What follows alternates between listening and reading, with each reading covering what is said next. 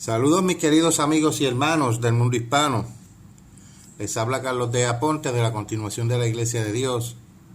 Y hoy quiero continuar con el tema que ya habíamos empezado sobre el Dios que podemos conocer, ya que esto es un tema bien extenso y también que es de vital importancia para nuestra salvación. Ya habíamos cubierto algunos temas como el ser supremo del universo, entre otros. Y quiero hacer una pregunta. ¿Es Dios una persona divina o una hipóstasis? Hay algunos teólogos modernos que creen que es erróneo referirse al Padre y al Hijo como personas según ellos. Para referirnos al Padre y al Hijo debemos emplear una palabra griega muy poco conocida, a saber, la cual es hipóstasis, un término fundamental en el desarrollo de la doctrina de la Trinidad. Si consultamos un diccionario, veremos que la palabra hipóstasis significa simplemente persona, principalmente con referencia a las tres personas de la Trinidad. Pero vayamos a ver lo que dijo el apóstol Pablo. Pasemos a 1 Corintios 14, versículo 9. Si por la lengua no diereis palabras bien comprensibles, ¿cómo se entenderá lo que decís? ¿Por qué hablaréis al aire?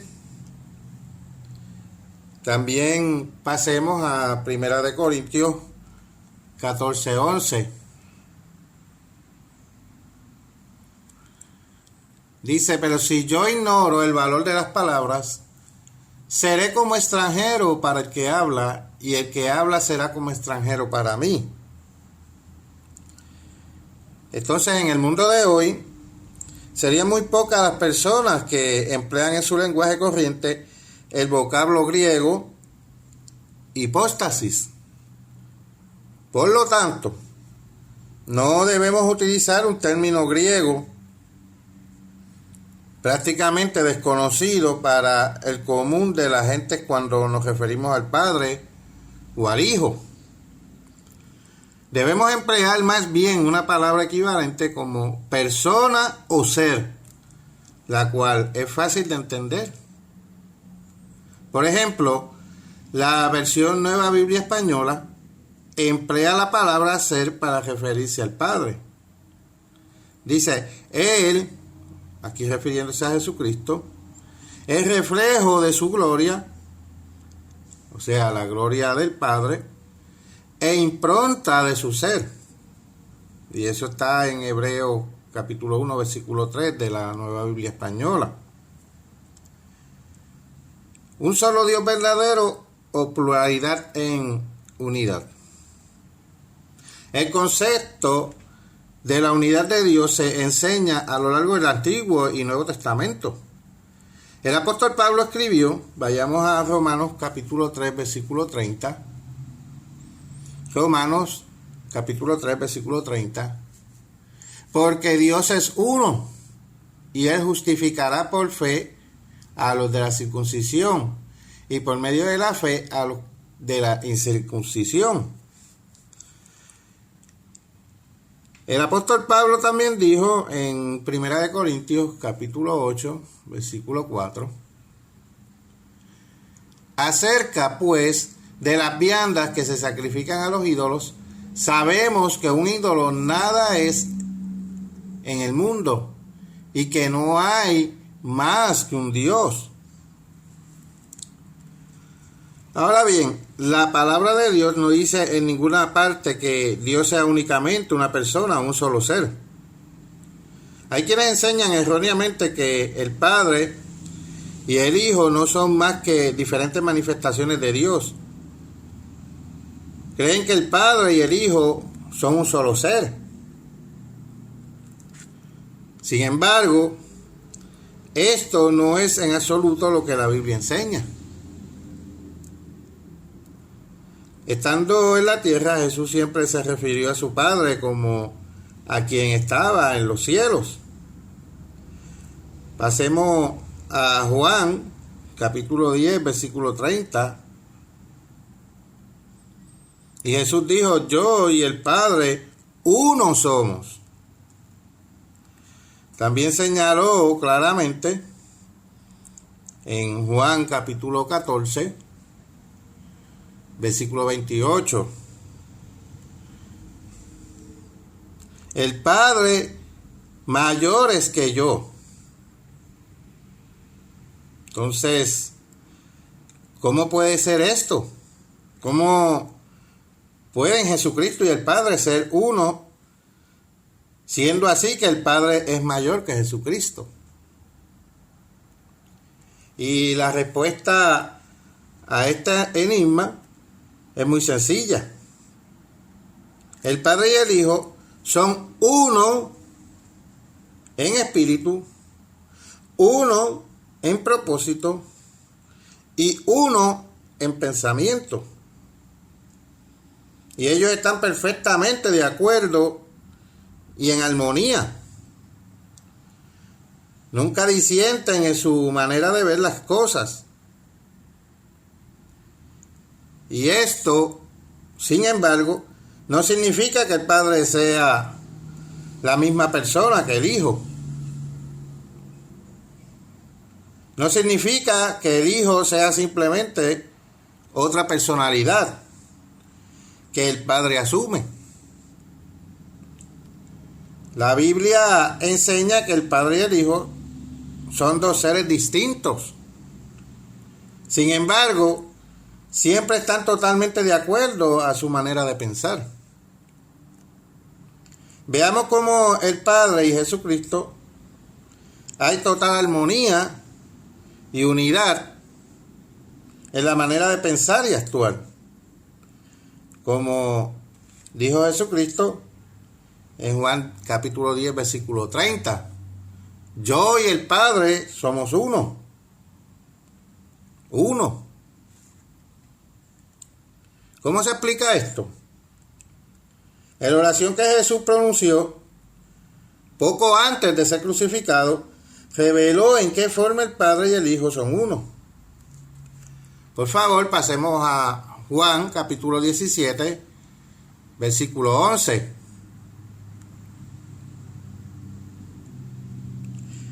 Padre Santo, a los que me has dado, guárdalos en tu nombre, para que sean uno, así como nosotros. Los miembros de la verdadera Iglesia de Dios deben estar unidos en una misma forma armoniosa de pensar que caracteriza la perfecta relación que experimentan el Padre y el Hijo.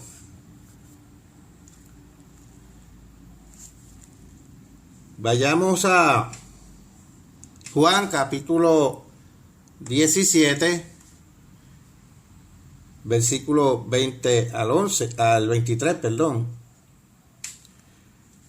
Y esto dice: mas no ruego solamente por estos, sino también por los que han de creer en mí por la palabra de ellos, para que todos sean uno, como tu Padre en mí y yo en ti, que también ellos sean uno en nosotros, para que el mundo crea que tú me enviaste. La gloria que me diste, yo les he dado, para que sean uno, otra vez. Así que nosotros somos uno, yo en ellos y tú en mí, para que sean perfectos en unidad, para que el mundo conozca que tú me enviaste y que los has amado a ellos como también a mí me has amado. Esto es obvio, que los discípulos no eran un solo ser, sino personas diferentes. Lo que Jesús quiso decir es que en sus discípulos debía haber completa unidad y armonía de pensamiento, de manera que fueran uno. Como el Padre y el Hijo son uno, el apóstol Pablo escribió: En Primera de Corintios, pasemos allá, Primera de Corintios capítulo 1, versículo 10.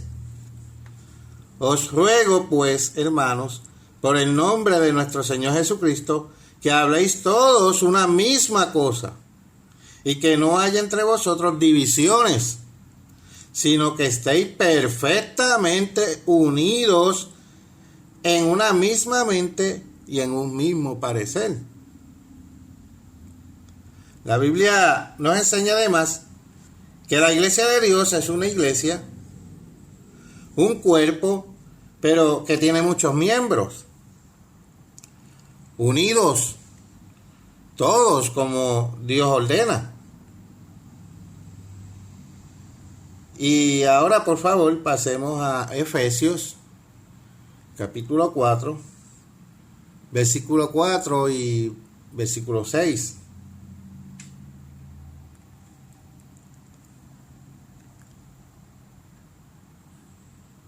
Él dice que un cuerpo y un espíritu, como fuisteis también llamados, son una misma esperanza de vuestra vocación. Versículo 6. Un Dios y Padre de todos, el cual es sobre todos y por todos y en todos.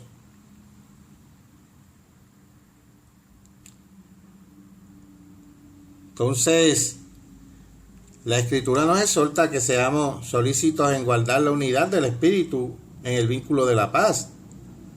Un cuerpo y un espíritu, un Dios y Padre de todos. Y esto sería absurdo pensar que todos los cristianos deben convertirse en un solo miembro espiritual. Por favor, vayamos a Primera de Corintios, capítulo 12. Comenzamos a leer desde el versículo 12 hasta el versículo 14. Porque así como el cuerpo es uno y tiene muchos miembros, pero todos los miembros del cuerpo, siendo muchos, son un solo cuerpo. Así también Cristo, porque por un solo espíritu fuimos todos bautizados en un cuerpo. Además, el cuerpo no es un solo miembro, sino muchos. Y lo que une al Padre y al Hijo y a los discípulos es ese vínculo creado por la presencia del Espíritu Santo que procede del Padre. Como ya mencionamos, en Juan 4:24 dice que Dios es Espíritu. La presencia interior de su Espíritu en nosotros produce unidad y armonía. Pero poco antes de morir, Jesús imploró al Padre que guardara a sus discípulos en su nombre. Por favor, pasemos a Juan, capítulo 17, versículo 11. Y este dice: y ya no estoy en el mundo, mas estos están en el mundo, y yo voy a ti, Padre Santo, a los que me has dado, guárdalos en tu nombre, para que sean uno, así como nosotros. Ahora, por favor, bajemos al versículo 25. Y él dice: Padre Santo, el mundo no te ha conocido, porque yo te he conocido, y estos, aquí refiriéndose a los discípulos, han conocido que tú me enviaste. Y una de las grandes verdades que Jesucristo reveló durante su existencia humana es que todos los seres humanos que aceptan el llamado de Dios no solo pueden adorar a Dios como Señor y soberano, sino que pueden tener una auténtica relación de familia con Dios como su Padre espiritual. Veamos lo que Jesucristo le dijo a María Magdalena después de su crucifixión y resurrección. Por favor, pasen a Juan, capítulo 20, versículo 17. Jesús le dijo: no me toques, porque aún no he subido a mi Padre, mas ve a mis hermanos y diles, subo a mi Padre y a vuestro Padre, a mi Dios y a vuestro Dios. Entonces,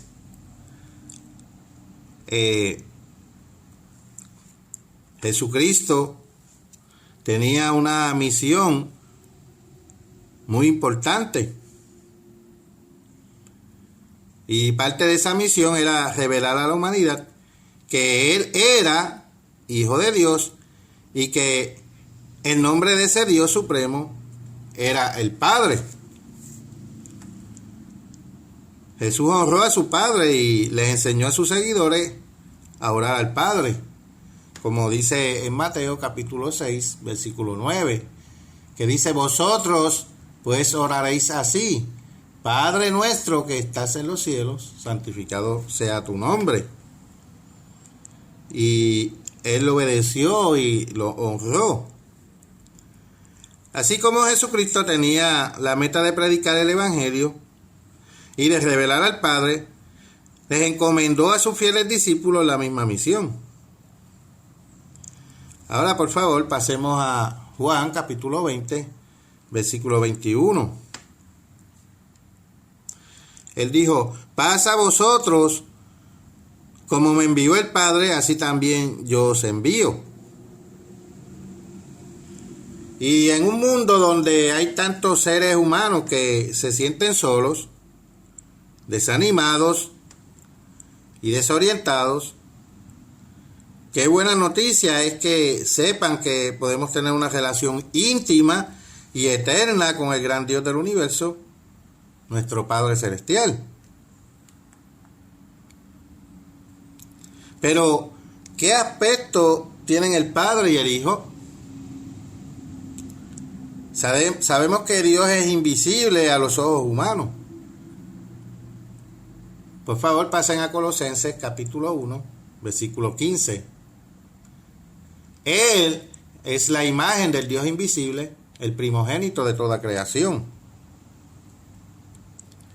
Y a no ser que se manifieste con algún propósito, sin embargo, Dios mismo revela en su palabra que como ser espiritual tiene forma y figura. Pasemos a Génesis, capítulo 1, versículo 26. Entonces dijo Dios: hagamos al hombre a nuestra imagen. Aquí en hebreo es Tselem, se escribe T-S-E-L-E-M, Tselem, conforme a nuestra semejanza, en hebreo, Demut. Dios no dijo: haré al hombre a mi imagen. La palabra Elohim es plural y como tal indica que hay más de un ser en la familia de Dios. Y son muchos los predicadores y teólogos que no dan crédito a estas claras palabras de la Escritura. Ellos suponen que únicamente el aspecto mental del ser humano fue hecho a imagen de Dios, mas no su figura, forma o apariencia.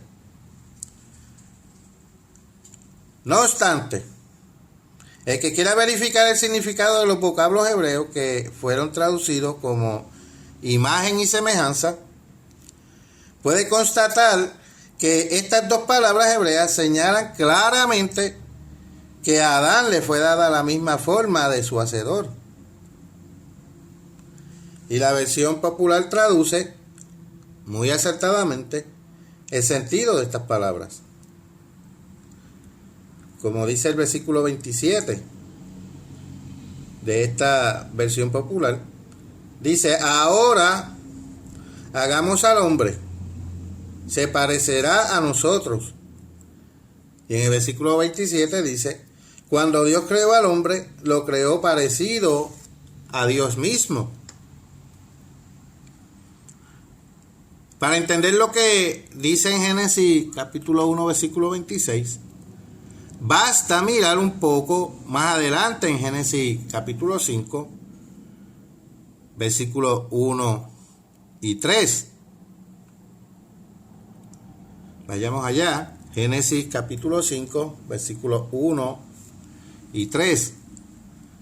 El día en que creó Dios al hombre, a semejanza de Dios, lo hizo.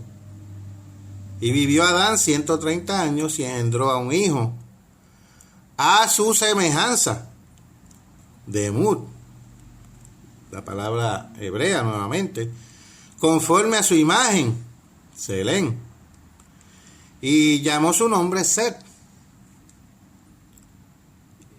Y el significado es inequívoco.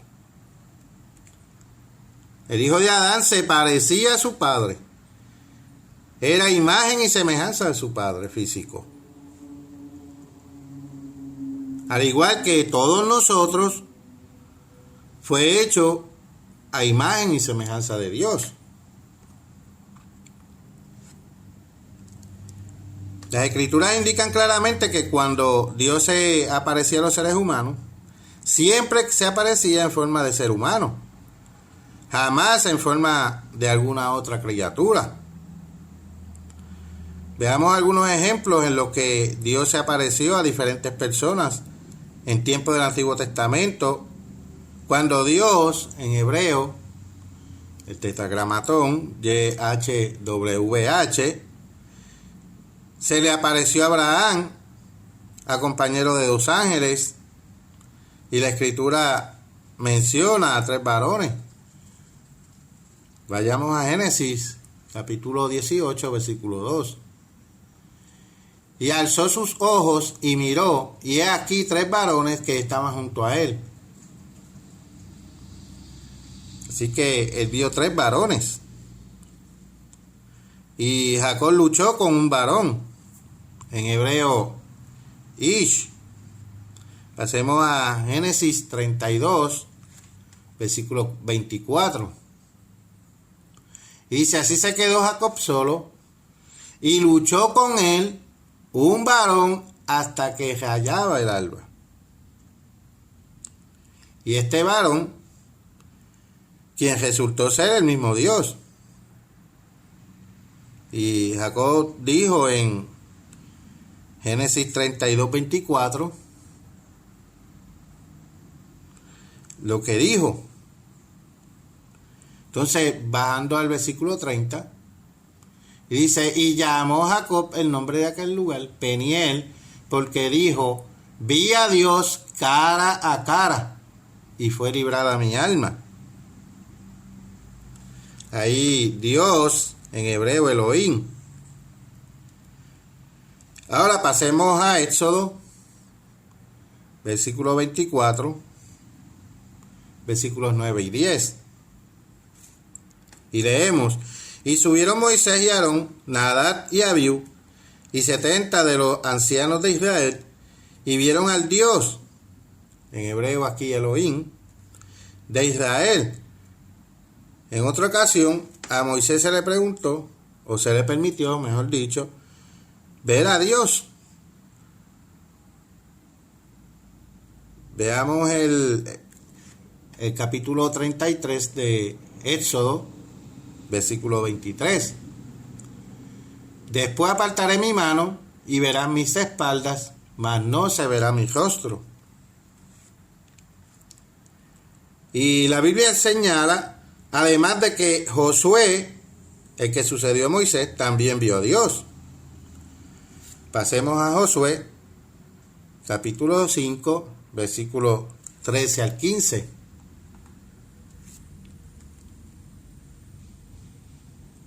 Y dice, Josué alzó sus ojos y vio a un varón que estaba delante de él. Aquel varón era Dios, a quien Josué adoró postrado sobre su rostro, y le ordenó a Josué que se quitase el calzado de sus pies, porque el lugar donde estaba era santo. Ahora bien, Dios no manifestó la plenitud del poder de su gloria en ninguna de estas apariciones. La intensidad de su gloria es tal que estos hombres hubieran muerto instantáneamente. Dios mismo se lo explicó a Moisés, como leímos en Éxodo 33:20, que dijo: no podrás ver mi rostro, porque no me verá hombre y vivirá. No vieron la gloria de Dios, pero sí vieron a una persona, a un ser de figura semejante a lo de los seres humanos. Aún en estas visiones proféticas de Dios, en su gloria, Dios aparece con la misma forma de ser humano. Y el profeta Ezequiel vio a Dios en visión sentado sobre un trono. Ahora, por favor, pasemos a Ezequiel capítulo 1, versículo 26. Y sobre la expansión que había sobre sus cabezas se veía la figura de un trono. Y sobre la figura del trono había una semejanza que parecía de hombre. En hebreo, Adán. Sentado sobre él. Esta fue la visión de la semejanza, en hebreo de Demut, de la gloria del Eterno. Y el versículo 28 dice: y me postré sobre mi rostro.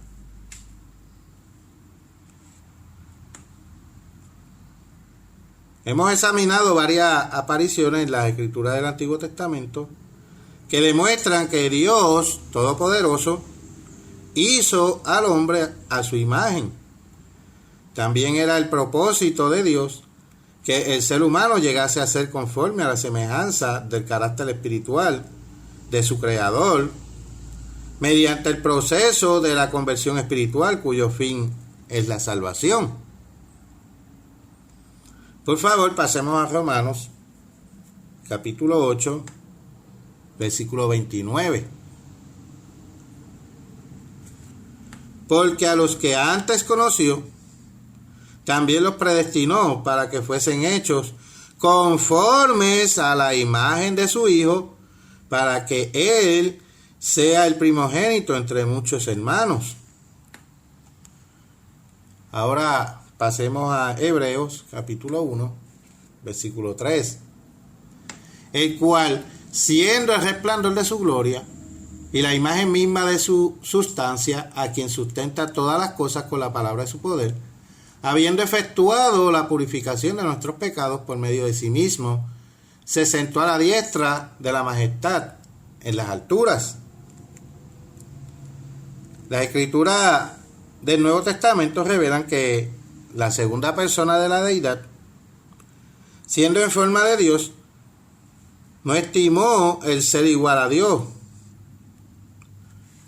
Por favor, pasemos a Filipenses capítulo 2, versículos 6 y 7.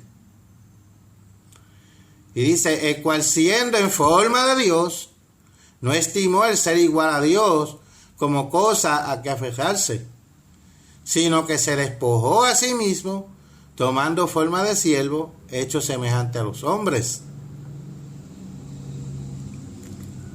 Entonces vemos otro ejemplo cuando Felipe, el discípulo, le pidió a Jesús que le mostrara al Padre. Veamos eso en Juan capítulo 14, versículo 9. ¿Tanto tiempo que hace que estoy con vosotros y no me has conocido, Felipe? El que me ha visto a mí, ha visto al Padre. ¿Cómo pues dices tú, muéstranos el Padre? Jesús se parecía al Padre. Y después de resucitar, Jesús se apareció a sus discípulos y comió con ellos. Pasemos a Lucas, capítulo 24, versículo 41 al 43. Dice: y como todavía ellos de gozo no lo creían, estaban maravillados, les dijo: ¿tenéis aquí algo de comer? Entonces le dieron parte de un pez asado y un panal de miel. y él lo tomó y comió delante de ellos. O sea que a él lo vieron más de 500 personas y su aspecto seguía siendo el de un hombre. Mucho tiempo después de haber ascendido a los cielos, Jesús le reveló a Juan en visión la gloria de su aspecto. Esta visión que hallamos consignada en el libro de Apocalipsis es la descripción más detallada que tenemos de Cristo glorificado. Juan vio a uno semejante al Hijo del Hombre. Eso podemos verlo en Apocalipsis capítulo 1, versículos 13 al 16. Dice, y en medio de los 7 candeleros, a uno semejante al Hijo del Hombre, vestido de una ropa que llegaba hasta los pies, y ceñido por el pecho con un cinto de oro. Su cabeza y sus cabellos eran blancos como blanca lana, como nieve. Sus ojos eran como llama de fuego, y sus pies semejantes al bronce bruñido, refulgente como en un horno, y su voz como estruendo de muchas aguas. Tenía en su diestra 7 estrellas, de su boca salía una espada aguda de 2 filos, y su rostro era como el sol cuando resplandece en su fuerza.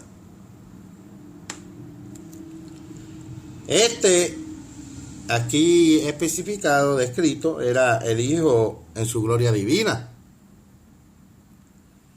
Y el Padre tiene la misma apariencia. La Biblia está llena de referencias a diferentes partes del cuerpo de Dios, a saber, cabeza, cabello, rostro, ojos, oídos, nariz, boca, labios, lengua, hombros, brazos, manos, dedos, pecho, espalda, cintura y pies. Sin embargo, hay quienes dicen que no podemos saber cómo es Dios y que no podemos creer lo que la Biblia dice cuando revela en repetidas ocasiones las diversas partes del cuerpo de Dios.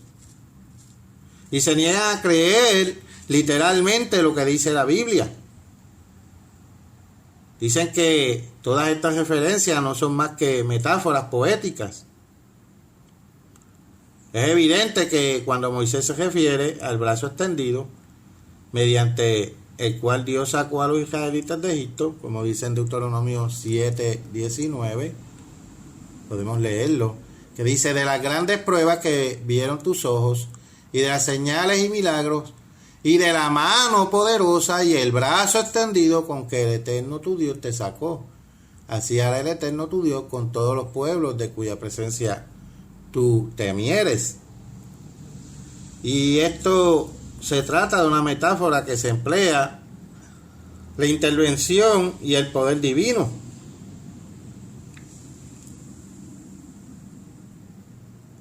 Así que, más cuando Dios le dijo a Moisés que únicamente le dejaría ver su espalda, como leímos en Éxodo 33, versículo 23, ¿en qué contexto se pueden basar para decir que es una metáfora? En ninguna. Esto solo se puede entender literalmente. Los que quieren convertir en metáfora todo significado literal de las Escrituras llegan al punto que no saben si la Biblia se puede entender alguna vez literalmente. Y no solo niegan la palabra de Dios, sino al Dios que los inspiró. Los que niegan que Dios es un ser con forma, aseguran que el Espíritu no puede tener ni forma ni figura. Se basan en la comparación que se hace en el Nuevo Testamento entre el Espíritu de Dios y el viento para decir que el Espíritu no puede tener forma. La Biblia, sin embargo, es muy clara cuando dice que Dios es espíritu y que Dios tiene forma. Por lo tanto, el espíritu sí puede tener forma y figura. Esto no quiere decir que el Espíritu siempre tenga forma. El hecho de que el Espíritu Santo emane de Dios y llene todo el universo es prueba de ello. Y es obvio entonces que la sustancia espiritual puede tener forma, como en el caso del cuerpo de Dios y los seres angélicos, o no tener forma, como en el caso del Espíritu Santo que emana de Dios. Otro argumento que esgrimen ciertos teólogos es que Dios no necesita forma para existir.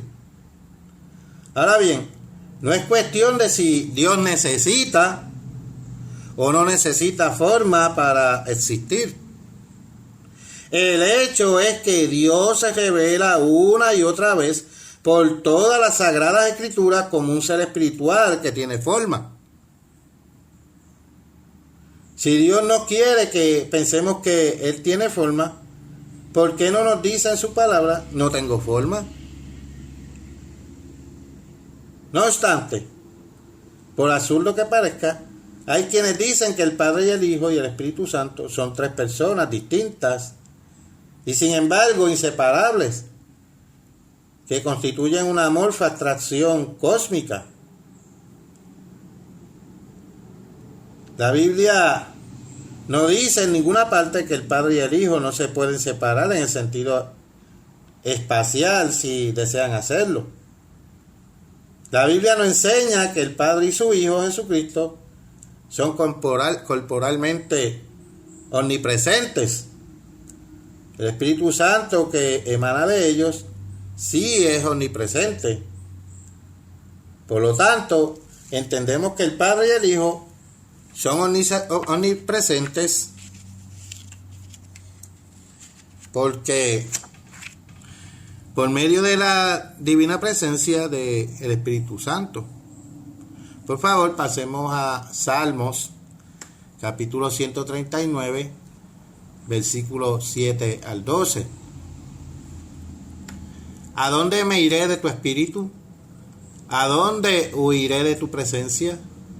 Si subiera a los cielos, allí estás tú. Y si en el Seol hiciere mi estrado, he aquí, allí tú estás. Si tomare las alas del alba y habitare en el extremo del mar, aún allí me guiará tu mano y me asirá tu diestra. Si dijere, ciertamente las tinieblas me encubrirán, aún la noche resplandecerá alrededor de mí. Aún las tinieblas no encubren de ti, y la noche resplandece como el día, lo mismo te son las tinieblas que la luz. También podemos pasar a Jeremías, capítulo 23, y versículos 23 y 24.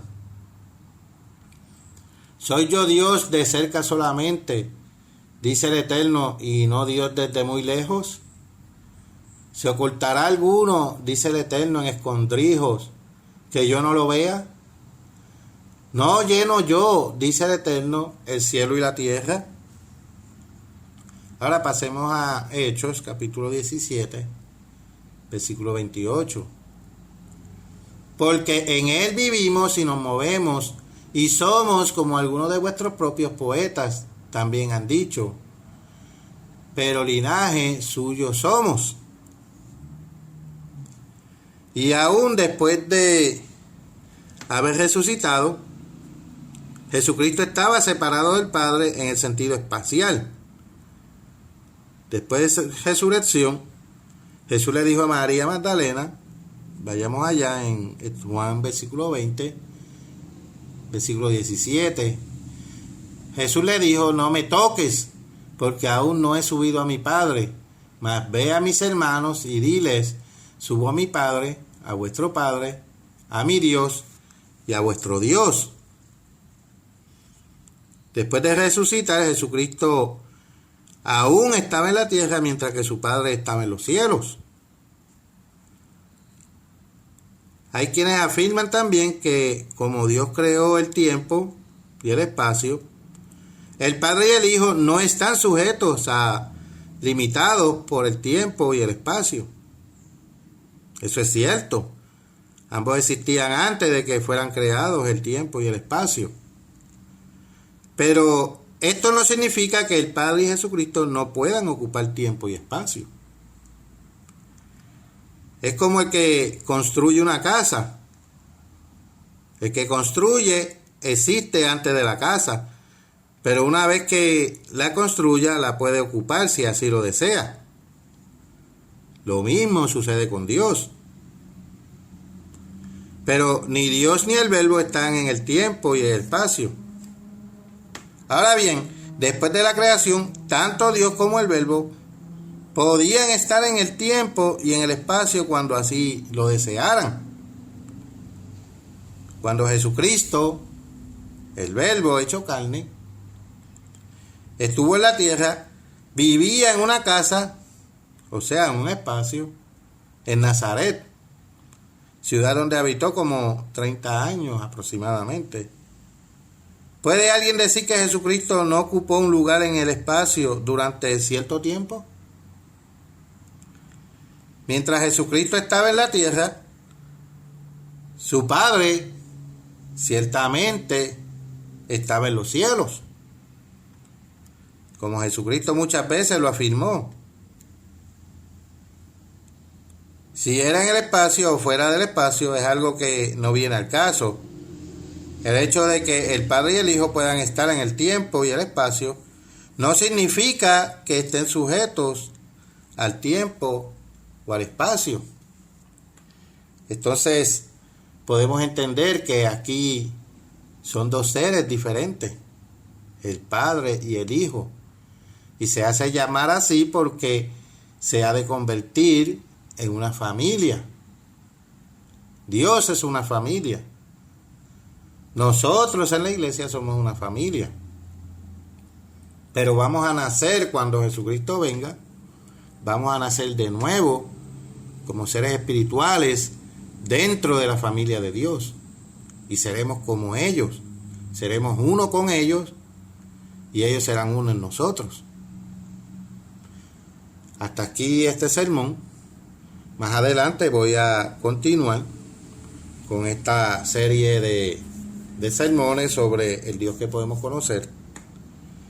Y luego estaremos estudiando el poder de Dios, el poder creador de Dios, y si Dios es omnipresente. Así que hasta aquí este sermón. Ha sido un placer volverme a dirigir a ustedes. Hasta la próxima, mis queridos amigos y hermanos. Les habló Carlos de Aponte de la Continuación de la Iglesia de Dios.